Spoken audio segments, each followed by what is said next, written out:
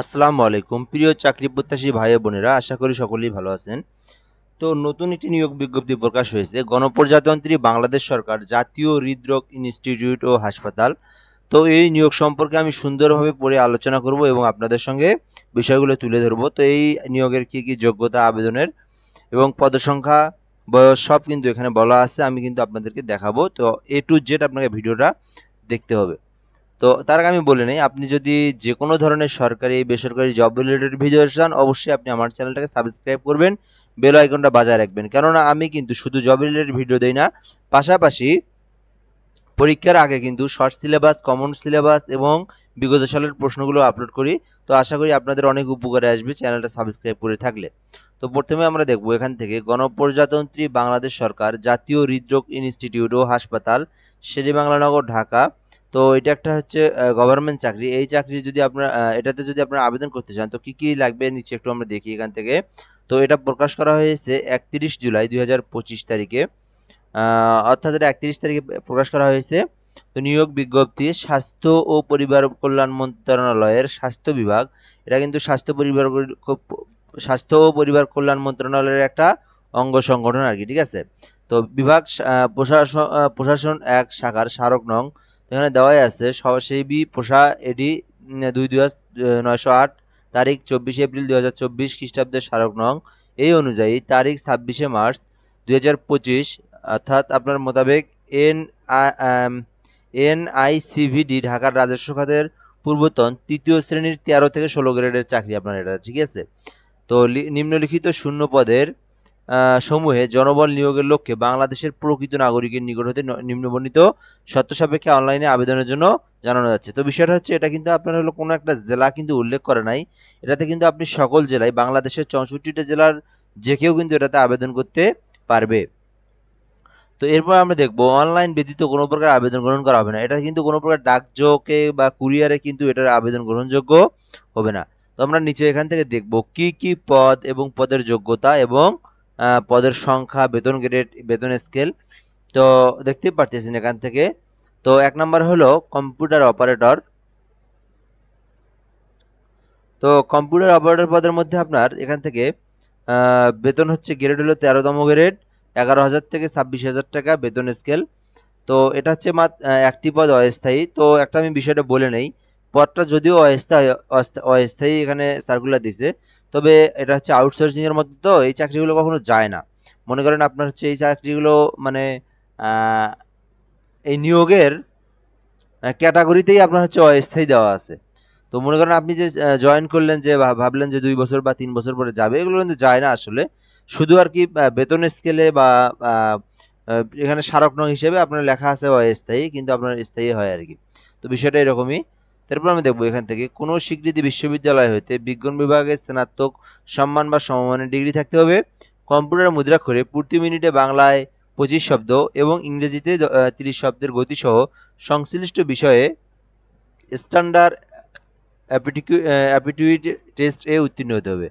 তে আপনার হচ্ছে কম্পিউটারের যে অ্যাপটিটিউড পরীক্ষা আছে, এই টেস্ট আছে, এই টেস্টে কিন্তু আপনাকে উত্তীর্ণ হতে হবে এবং আপনাকে কি করতে হবে, আপনার টাইপের যে একটা গতি, এটা কিন্তু আপনার মিনিটে 25টা শব্দ এবং এটা হচ্ছে বাংলায় 25টা শব্দ এবং ইংরেজিতে 30টা শব্দ থাকতে হবে, তবেই কিন্তু আপনি এটাতে আবেদন করার যোগ্যতা অর্জন করবেন।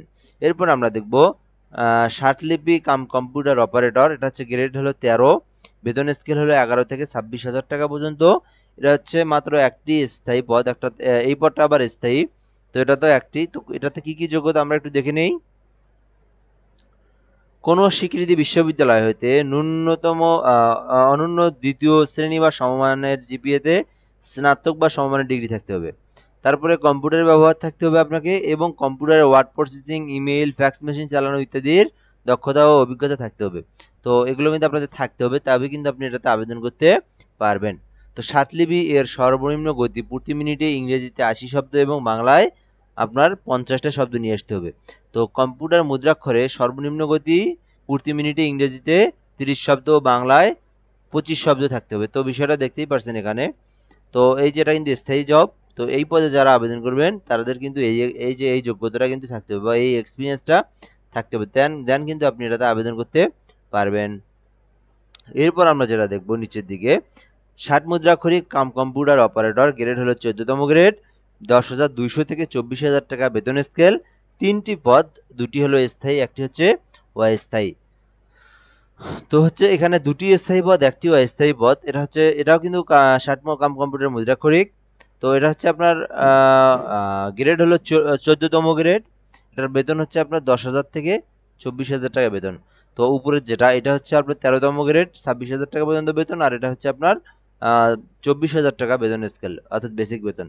তো আমরা দেখবো এখান থেকে কোনো স্বীকৃতি বিশ্ববিদ্যালয় হতে অনন্য দ্বিতীয় শ্রেণী বা সমমানের সিজিপিএতে স্নাতক বা সমমান ডিগ্রি থাকতে হবে অবশ্যই, এবং কম্পিউটারের ব্যবহারের দক্ষতা থাকতে হবে।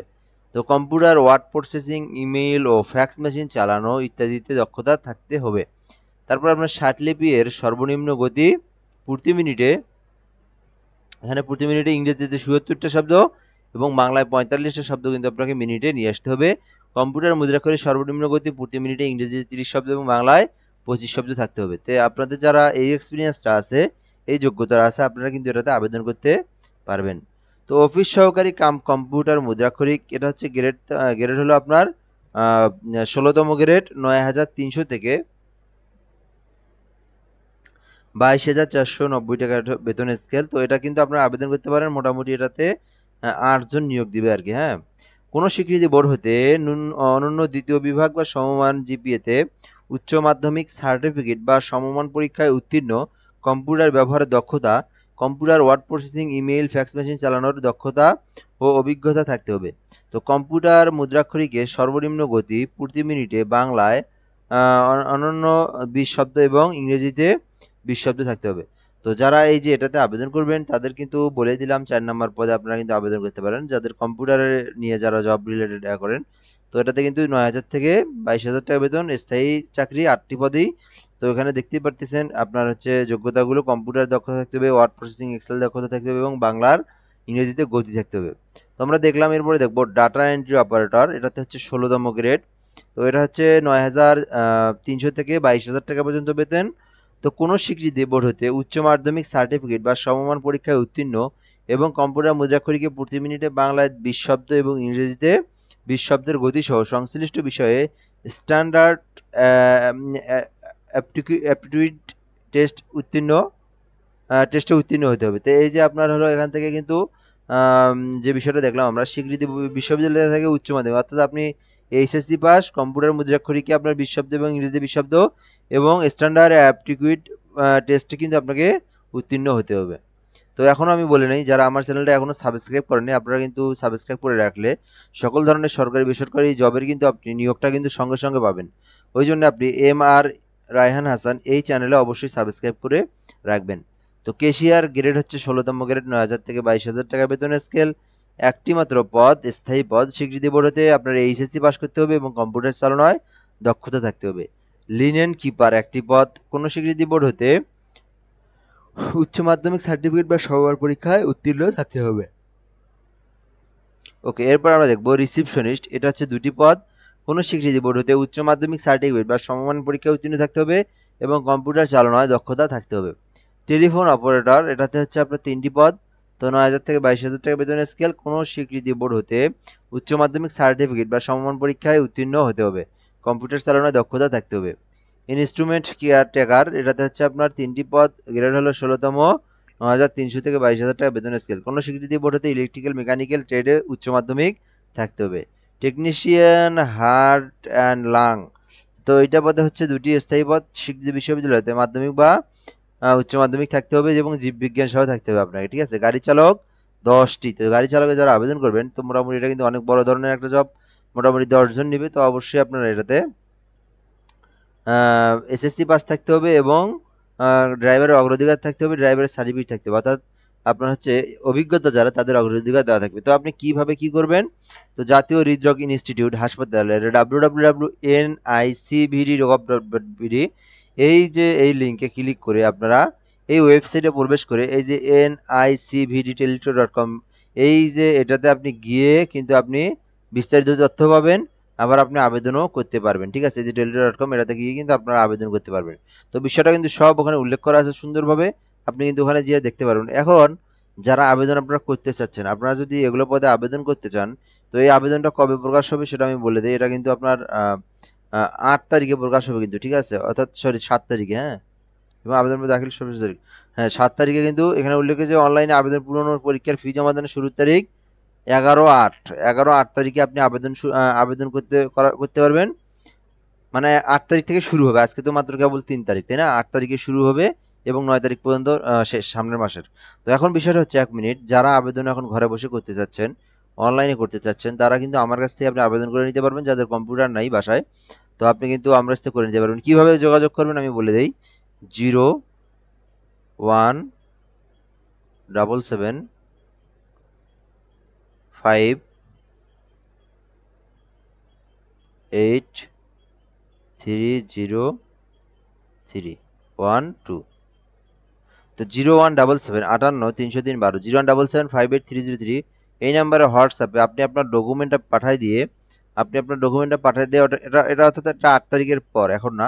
আপনার 8 তারিখের পরে আপনি কিন্তু ডকুমেন্টটা আপনার পাঠিয়ে দিয়ে কিন্তু আপনি আমার সঙ্গে যোগাযোগ করে আপনার কিন্তু যে পদে আবেদন করবেন পদের নামটা লিখে দিয়ে আমি কিন্তু আপনার আবেদনটা করে দিতে পারবো।